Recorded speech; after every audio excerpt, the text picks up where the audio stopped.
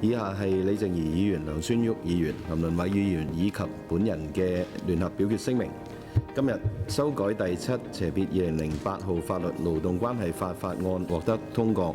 我哋對法案表示支持並投下贊成票。休假休息權一直都係工聯總會以及廣大僱員關心嘅議題。工聯總會多年嚟持續爭取調升年假、有薪產假等保障，並認同對中小企業嘅補貼措施。今次嘅修法將有薪產假增加到90日，並建立年假隨年資遞增機制，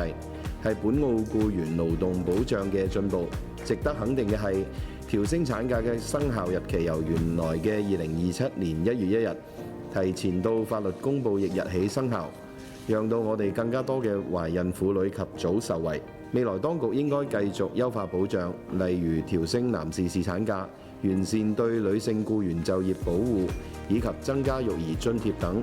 更加好咁樣支持僱員嘅家庭照顧，營造更友善嘅職場環境。我哋建議政府積極透過社會協調常設委員會機制，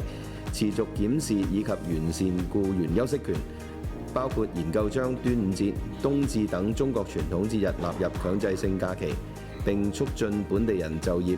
打擊非法工作，加強新業態勞動者保障，以及提升職安健等一系列法律，讓居民有更好嘅工作同埋生活環境。多謝。